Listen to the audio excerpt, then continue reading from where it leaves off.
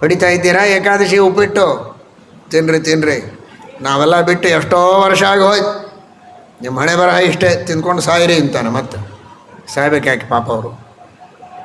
ಅಂದರೆ ನಾನು ತಿನ್ನೋದಿಲ್ಲ ಅನ್ನೋದನ್ನು ತೋರಿಸ್ಕೊಳ್ಬೇಕು.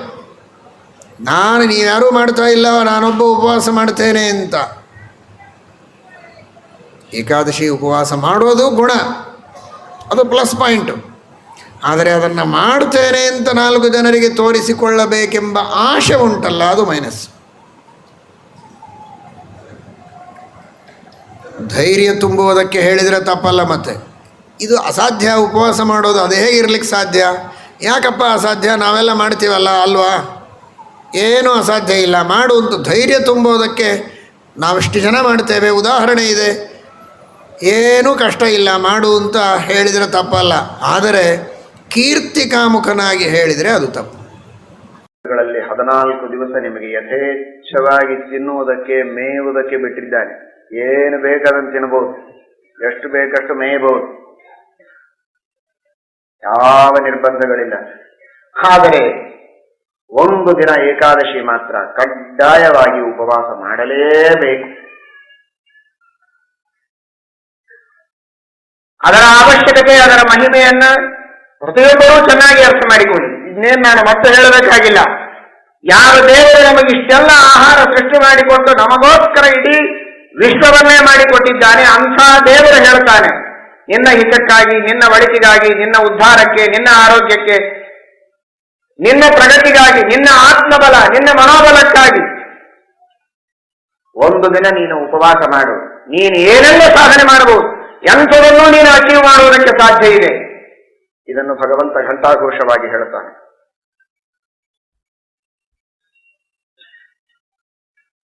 ಯಾವ ವ್ಯಕ್ತಿ ನಿಮಗೆ ಇರುವುದಕ್ಕೆ, ಕೂಡುವುದಕ್ಕೆ ಮನೆಯಲ್ಲಿ ಒಂದಿಷ್ಟು ಅವಕಾಶ ಕೊಟ್ಟಿದ್ದಾನೆ, ಅಂಥ ವ್ಯಕ್ತಿ ಒಂದು ಸ್ವಲ್ಪ ನನಗೂ ಕೂಡ್ಲಿಕ್ಕೆ ಅವಕಾಶ ಕೊಡು ಅಂತ ಕೇಳಿದ್ರೆ ಸರಿಯೋದಿಲ್ಲ, ಕೂತಲ್ಲಿ ಹೀಗೆ ಕೂಡ್ತೇನೆ ದೆವ್ವ ಕೂತಾಗಿ ಅಂದರೆ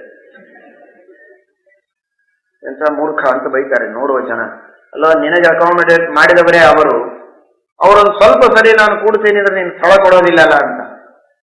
ಹಾಗೆ ನಿಮಗೆ 14 ದಿವಸ ಯಥೇಚ್ಛವಾಗಿ ತಿನ್ನೋದಕ್ಕೆ, 360 ದಿವಸಗಳಲ್ಲಿ 24 ದಿವಸ ಬಿಟ್ಟು ಉಳಿದ ದಿವಸ ನಿಮಗೆ ತಿನ್ನುವುದಕ್ಕೆ, ಉಣ್ಣುವುದಕ್ಕೆ, ಯಥೇಚ್ಛವಾಗಿ ಉಂಡು ತಿಂದು ಮೆರೆಯುವುದಕ್ಕೆ, ಮಜಾ ಮಾಡುವುದಕ್ಕೆ ಅವಕಾಶ ಮಾಡಿ ಕೊಟ್ಟವನೇ ಆ ದೇವರು.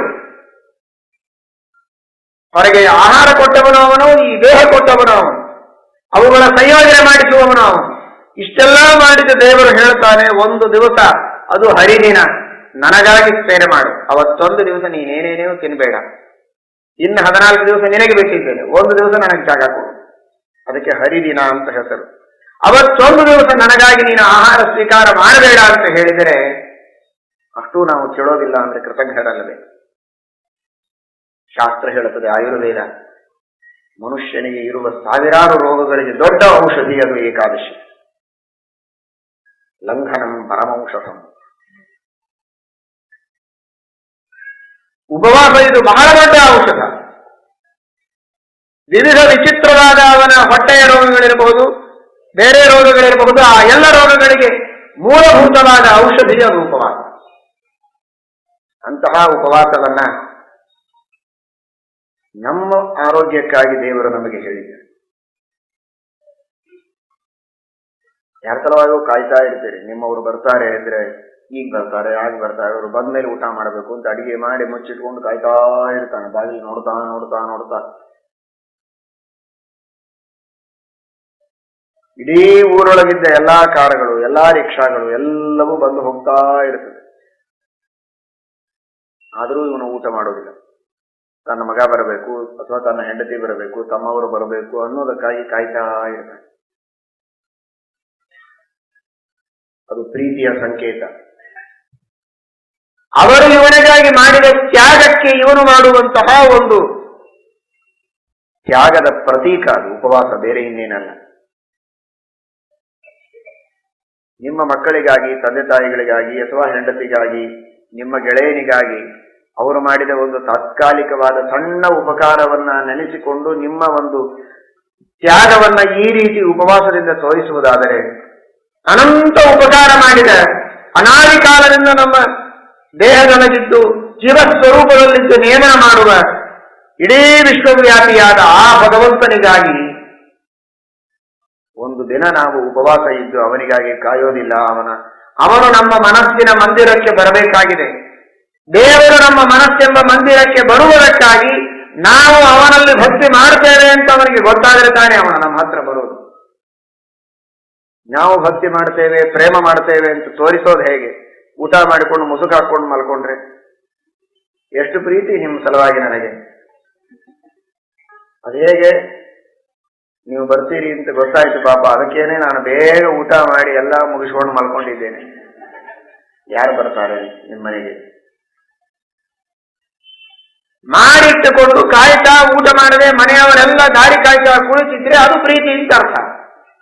ದೇವರು ನಮ್ಮ ಮನಸ್ಸಿನ ಮಂದಿರಕ್ಕೆ ಬರಬೇಕು ಅಂತ ಅಪೇಕ್ಷೆ ಇದ್ರೆ ಕೇವಲ ದೇವರನ್ನ ಬಾ ಬಾ ಅಂತ ಕರೆದ್ರೆ ಬರುವುದಿಲ್ಲ. ಭಗವಂತನಿಗಾಗಿ ನಾವು ಕಾಯಬೇಕು. ಅವನು ಬರೋವರೆಗೆ ಉಪವಾಸ ಇರಬೇಕು. ಅದು ಧ್ರುವರಾಜರು ಮಾಡಿದರು. ದೇವರ ಪ್ರತ್ಯಕ್ಷ ಆಗೋವರೆಗೆ ಉಪವಾಸ ಇದ್ದು ದೇವರನ್ನ ಕಂಡೇ ನಾನು ಆಹಾರ ತಗೊಳ್ತೇನೆ ಎಂದರು. ಆ ಯೋಗ್ಯತೆ ನಮ್ಮದಲ್ಲ. ದೇವರು ಹೇಳಿದ ಕನಿಷ್ಠ ಪಕ್ಷ 15 ದಿನಕ್ಕೆ ಒಂದು ದಿನ ಆದರೂ ನೀನು ಉಪವಾಸ ಮಾಡು, ನನ್ನ ಮೇಲೆ ನಿನಗೆ ಪ್ರೀತಿ ಇದೆ ಅಂತ ನಾನು ತಿಳಿದುಕೊಳ್ತೇನೆ ಅಂತ. ಅಷ್ಟಕ್ಕಾದರೂ ನಾವು ತಯಾರಾಗದೇ ಇದ್ರೆ ಯಾವ ವಿಶ್ವಾಸ ದೇವರು ನಮ್ಮ ಮೇಲೆ ಮಾಡಲಿಕ್ಕೆ ಸಾಧ್ಯ? ಕೃತಜ್ಞರಾಗಬೇಡಿ, ಆತ್ಮಬಲವನ್ನು ಬೆಳೆಸಿಕೊಳ್ಳಿ. ಮನುಷ್ಯನಿಗೆ ಇವತ್ತು ದುರಭ್ಯಾಸ ಅಂದ್ರೆ ಕೆಲವರಿಗೆ ಏನೇನೋ ಗುಟಕಾ ತಿನ್ನುವ ಚಟ, ಇನ್ಯಾವುದೂ ಬೇರೆ ಬೇರೆ ತರಹದ ಡ್ರಗ್ಗಳನ್ನು ತೆಗೆದುಕೊಳ್ಳುವ ಚಟಗಳಿವೆ. ವಿವಿಧವಾದಂತಹ ವ್ಯಸನಗಳಿಗೆ ಬಲಿಯಾಗಿರ್ತಾರೆ. ಅವುಗಳಿಲ್ಲದೆ ಇದ್ರೆ ನಾವು ಬದುಕೋದೇ ಸಾಧ್ಯ ಇಲ್ಲ ಅನ್ನೋ ಮಟ್ಟಿಗೆ ಕೆಲವರು ತಿಳಿದಿದ್ದಾರೆ. ಮನುಷ್ಯನಿಗೊಂದು ಆತ್ಮಸ್ಥೈರ್ಯವನ್ನ ಕೊಡುವಂತಹ ಉತ್ತಮ ಸದ್ಗುಣಿಯಾಗಿ ಮಾಡುವಂತಹ ಒಂದೇ ಒಂದು ದೊಡ್ಡ ಅಸ್ತ್ರ ಅಂದ್ರೆ ಅದು ಏಕಾದಶಿಯ ಉಪವಾಸ. ಧೈರ್ಯದಿಂದ ಏಕಾದಶಿಯ ಉಪವಾಸವನ್ನ ಮಾಡಿ ನೋಡಿ, ಒಂದೇ ಸಲ ಮಾಡಿ ನೋಡಿ. ಓಹೋ, ಏನೂ ತಿನ್ನದೆ ನಾನು ಬದುಕಬಹುದೇ? ಇಲ್ಲಿ ಬೇಕು ಅಂದ್ರೆ ಎದ್ದು ನಿಲ್ತಾರೆ ವಿದ್ಯಾರ್ಥಿಗಳು. ಇಲ್ಲಿದ್ದ ನಾವು ಜಿಲ್ತುಗಳು 6 ವರ್ಷ 8 ವರ್ಷದ ಮಕ್ಕಳು 2 ದಿನ ಪೂರ್ಣವಾಗಿ ಒಂದು ಹನಿ ನೀರು ಕುಡಿಯದೆ ಉಪವಾಸ ಮಾಡ್ತಾರೆ.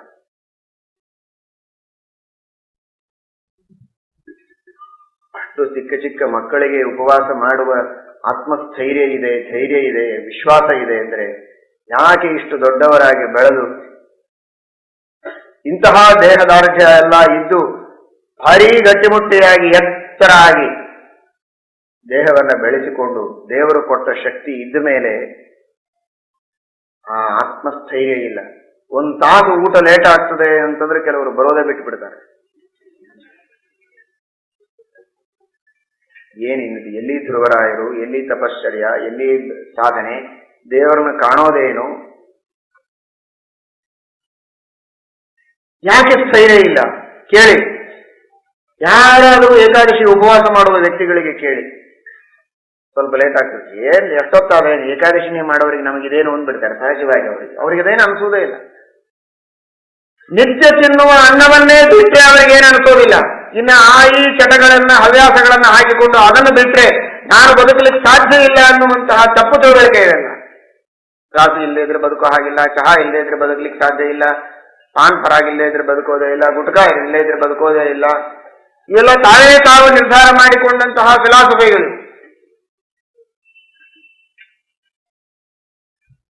ಮನುಷ್ಯನಿಗೆ ಈ ಎಲ್ಲ ದುರ್ವ್ಯಸನಗಳಿಂದ ಮುಕ್ತನಾಗಿ ನಾನು ಆತ್ಮ, ನನ್ನ ಮನೋಬಲದಿಂದ ನಾನು ಏನಾದರೂ ಮಾಡಬಲ್ಲೆ, ಮಹಾಶಕ್ತಿ ನನ್ನಲ್ಲಿದೆ ಎನ್ನುವ ಒಂದು ವಿಲ್ ಪವರ್ ಬೆಳೆಸುವಂತಹ ಒಂದು ದೊಡ್ಡ ಶಕ್ತಿ ಅದು ಏಕಾದಶಿಯ ಉಪವಾಸದಲ್ಲಿದೆ. ಮಾಡಿ ಪ್ರತಿಯೊಬ್ಬರು ಏಕಾದಶಿ ಉಪವಾಸವನ್ನ ಮಾಡಿ.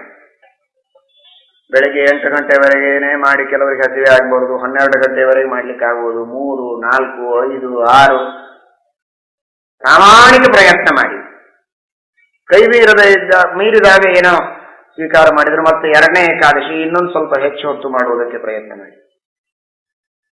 ಇದು ಬಹಳ ಚಿಕ್ಕವರ ದೃಷ್ಟಿಯಲ್ಲಿ ಹೇಳಿದೆ. ಮನಸ್ಸು ಮಾಡಿದ್ರೆ ಏನು ದೊಡ್ಡದಲ್ಲ, ಏನೇನೇನೇನೂ ರೋಗ ಆಗುವುದಿಲ್ಲ, ಯಾವ ದಾಡಿಗೆ ಆಗುವುದಿಲ್ಲ. ಧೈರ್ಯದಿಂದ ಮನಸ್ಸು ಮಾಡಿ. ಹೌದು, ನಾನು ಮಾಡಿಯೇ ತೀರ್ತೇನೆ.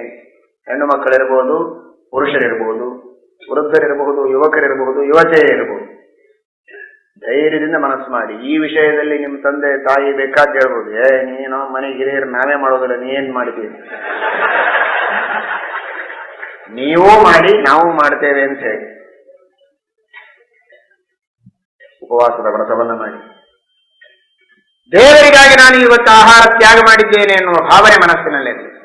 ನಾನು ಮಹಾ ಆತ್ಮ ಸಾಮರ್ಥ್ಯವನ್ನು ಪಡೆದುಕೊಳ್ತಾ ಇದ್ದೇನೆ ಎನ್ನುವ ಭಾವನೆ ಇರಲಿ. ಹೆಜ್ಜೆ ಹೆಜ್ಜೆಗೆ ಕುಳಿತರೆ ನಿಂತರೆ ನಾನು ಪಾಪ ಮಾಡಿದ್ದೇನೆ. ಕೇಳಿದ್ದೀರಿ ನೀವು ಧರ್ಮವನ್ನ ಇಷ್ಟೊತ್ತು, ಎಷ್ಟು ಧರ್ಮಗಳಿವೆ, ಎಷ್ಟು ಶಾಸ್ತ್ರಗಳು ಹೇಳಿವೆ, ಎಷ್ಟು ಕರ್ತವ್ಯ ಕರ್ಮಗಳನ್ನ ಶಾಸ್ತ್ರದಲ್ಲಿ ಹೇಳಿದ್ದಾರೆ, ಒಂದೂ ನನಗೆ ಮಾಡ್ಲಿಕ್ಕೆ ಆಗ್ತಾ ಇಲ್ಲ, ಮಹಾಪಾಪಿ ನಾನು. ಅಷ್ಟೆಲ್ಲಾ ಪಾಪಗಳಿಗಿರುವ ಒಂದೇ ಒಂದು ಪ್ರಾಯಶ್ಚಿತ್ತ. ಮನುಷ್ಯ ದುಃಖದಿಂದ ಇದ್ದಾನೆ. ದುಃಖಕ್ಕೆ ಕಾರಣ ಏನು? ಪಾಪಗಳು. ಪಾಪಗಳನ್ನು ಕಳೆದುಕೊಳ್ಳುವುದಕ್ಕಿರುವ ದಾರಿ ಏನು? ಅದು ಪ್ರಾಯಶ್ಚಿತ್ತ. ಏನು ಪ್ರಾಯಶ್ಚಿತ್ತ? ಅದೇ ಏಕಾದಶಿ ಉಪವಾಸ, ಅದೇ ಗಾಯತ್ರಿಯ ಜಪ. ಸಾವಿರ ಸಾವಿರ ಪಾಪಗಳನ್ನು ಸುಟ್ಟು ಬೆಂಕಿ ಹಚ್ಚುವುದಕ್ಕೆ ಒಂದೇ ಒಂದು ಉಪಾಯ, ಅದು ಏಕಾದಶಿಯ ಉಪವಾಸ. ಕುಳಿತಲ್ಲೇನೆ ಬೇಕಾದಷ್ಟು ಎಲ್ಲಾ ತೀರ್ಥಕ್ಷೇತ್ರಗಳಿಗೆ ಹೋಗಿ, ನಿಮ್ಮ ಈ ಬಿಸಿ ಲೈಫ್ ಒಳಗೆ ನೀವು ತೀರ್ಥಯಾತ್ರೆಯನ್ನು ಮಾಡಿದ್ದೀರಿ. ಇಲ್ಲಿ ಬಂದು ವಿದ್ಯಾಪೀಠಕ್ಕೆ ಬಂದು ಒಂದಿಷ್ಟು ಪ್ರದಕ್ಷಿಣೆ ನಮಸ್ಕಾರ ಹಾಕ್ಲಿಕ್ಕೆ ಆಗೋದಿಲ್ಲ. ಇನ್ನು ಕಾಶಿ, ಗಯಾ, ಪ್ರಯಾಗ, ಬದರಿ ಮತ್ತೆ ಫೋಟೋ ನೋಡ್ತೀರ ಅಷ್ಟೇ ಲ್ಯಾಪ್ಟಾಪ್ ಒಳಗೆ. ಒಂದು ಏಕಾದಶಿ ಉಪವಾಸ ಮಾಡಿದರೆ ಎಲ್ಲಾ ತೀರ್ಥಕ್ಷೇತ್ರಗಳಿಗೆ ಹೋಗಿ ದರ್ಶನ ಮಾಡಿದ, ಸ್ನಾನ ಮಾಡಿದ ಮಹಾಪುಣ್ಯ ಬರ್ತದೆ. ಬಿಟ್ರೆ ಪ್ರಪಂಚದೊಳಗೆ ಇರುವ ಎಲ್ಲಾ ಪಾಪಗಳನ್ನು ಮಾಡಿದ ಮಹಾಪಾಪ ಇದೆ. ಗೋಹತ್ಯ, ಸ್ತ್ರೀಹತ್ಯ, ಬ್ರಹ್ಮಹತ್ಯ ಎಲ್ಲ ಮಾಡಿದರೆ ಏನು ಪಾಪ ಬರಬೇಕೋ, ಉಪವಾಸ ಮಾಡಿದರೆ ಜನ್ಮಾಂತರದಲ್ಲಿ ಮಾಡಿದ ಅಂತಹ ಎಲ್ಲಾ ಪಾಪಗಳು, ಈ ಜನ್ಮದಲ್ಲಿ ಮಾಡಿದ ಪಾಪಗಳು ಶುದ್ಧವಾಗ್ತದೆ. 14 ದಿನ ನೀವು ಮಾಡಿದ ಪಾಪ ಎಲ್ಲ ಏಕಾದಶಿಯ ಉಪವಾಸದಿಂದ ಪರಿಹಾರ ಮಾಡಿಕೊಳ್ಳಬಹುದು. ಏಕಾದಶಿಯ ಉಪವಾಸ ನಮ್ಮ 11 ಇಂದ್ರಿಯಗಳಿಂದ ಮಾಡಿದ ಪಾಪಗಳನ್ನು ಕಳೆದು ಹಾಕುವಂತಹ, ಪಾಪಗಳನ್ನು ತೊಳೆಯುವುದಕ್ಕೆ, ಪುಣ್ಯವನ್ನ ತಂದುಕೊಡುವುದಕ್ಕೆ ಬಹಳ ದೊಡ್ಡದಾದಂತಹ ಸುಲಭವಾದ ಸಾಧನೆ. ಏನ್ ಖರ್ಚಿದೆ? ಖರ್ಚು ಉಳಿತಿದೆ. ಎಷ್ಟು ಸಾಧ್ಯವೋ ಅಷ್ಟು ದುಡ್ಡು ಉಳಿಸ್ಬೇಕು, ಹಣ ಉಳಿಸ್ಬೇಕು ಅಂತ ಪ್ರಯತ್ನ ಮಾಡ್ತಿರ್ತೀರಲ್ಲ. ಹೊಸ ಸ್ಕೀಮು. ಈ ಸ್ಕೀಮ್ ಒಳಗೆ ಇನ್ನೂ ನಮಗೆ ಇಷ್ಟು ಸೇವ್ ಆಗತ್ತಾ, 1,000 ರೂಪಾಯಿ ಜಾಸ್ತಿ ಉಳಿಸಿದ, ಹಾಗಾದ್ರೆ ಅಲ್ಲೇ ಇನ್ವೆಸ್ಟ್ ಮಾಡೋಣ ಅಂತ. ಹಾಗಾದ್ರೆ ಏಕಾದಶಿ ಸ್ಕೀಮಿನೊಳಗೆ ನಿಮ್ಮ ಬಹಳಷ್ಟು ಹಣ ಉಳಿತದೆ. ಇಡೀ ಮನೆಯೊಳಗಿದ್ದವರೆಲ್ಲರೂ ಉಪವಾಸ ಮಾಡಿದರೆ ಎಷ್ಟು ದೊಡ್ಡ ಉಳಿತಾಯ, ಎಷ್ಟು ದೊಡ್ಡ ಬಚತ್ತಾಗತ್ತೆ. ಅವಶ್ಯವಾಗಿ ಎಲ್ಲರೂ ಕೂಡ ಏಕಾದಶಿಯ ಉಪವಾಸವನ್ನ ಮಾಡಲೇಬೇಕು. ಮುಂದೆ ಬರುವ ಏಕಾದಶಿಯಲ್ಲಿ ಎಲ್ಲರೂ ಅತ್ಯಂತ ಉತ್ಸಾಹದಿಂದ ಏಕಾದಶಿ ಉಪವಾಸ ಮಾಡಿಕೊಂಡು, ಉತ್ಸಾಹ ನಿಮ್ಮದು ಕುಗ್ಗಿದ್ರೂ ಅಡ್ಡಿ ಇಲ್ಲ, ಜೋರು ಮುಖ ಹಾಕೊಂಡು ಬಂದರೂ ಅಡ್ಡಿ ಇಲ್ಲ. ಬಹಳ ಸಕ್ಸಸ್ ಆದ ಹಾಗೆ ನಮ್ಮ ಈ ಮೀಟಿಂಗು. ಅವಶ್ಯವಾಗಿ ಉತ್ಸಾಹದಿಂದ ಏಕಾದಶಿ ಉಪವಾಸವನ್ನ ಮಾಡಿ ಪ್ರತಿಯೊಬ್ಬ ಪುರುಷರು, ಸ್ತ್ರೀಯರು ಬರಬೇಕು. ಯಾರು ಏಕಾದಶಿ ಉಪವಾಸ ಮಾಡಿದ್ದೇರೋ ಅವರ ಧೈರ್ಯದಿಂದ ನಾವು ಮಾಡಿದ್ದೇವೆ ಅಂತೇಳಿ, ಮಾಡದೇ ಇದ್ದವರು ಮಾಡಿಲ್ಲ ಅಂತೇಳಿ, ಇದೇ ಮೊದಲನೇ ಕೆಲಸ ಬಂದಿದ್ದು. ಇಂತಹ ಅಂತರ್ದೀಕ್ಷೆ ಹಾಗೂ ಬಾಹ್ಯ ದೀಕ್ಷೆ ಇವುಗಳ ಬಗ್ಗೆ ಸರಿಯಾಗಿ ಅರ್ಥ ಮಾಡಿಕೊಳ್ಳಿ. ಈ ಬಾಹ್ಯ ದೀಕ್ಷೆ ನಿತ್ಯದಲ್ಲಿ ದೇವರಿಗೆ ಅರ್ಪಿತವಾದದ್ದನ್ನ ತಿನ್ನಿ, ಗೋಪೀಚಂದನ ನಾಮಮುದ್ರಾ ಧಾರಣೆ ಮಾಡಿ, ಏಕಾದಶಿಯ ಉಪವಾಸ ಮಾಡಿ, ಆಮೇಲೆ ಅಂತರ್ದೀಕ್ಷೆ ಏನು ಅಂತ ಪವಿತ್ರವಾದ ಏಕಾದಶಿಯಿಂದ ಶುದ್ಧವಾದಂತಹ ನಿಮ್ಮ ಮನಸ್ಸಿನಲ್ಲಿ ಆ ಅಂತರ್ದೀಕ್ಷೆಯ ಬಗ್ಗೆ ಮುಂದಿನ ಬಾರಿ ತಿಳಿಸೋಣ.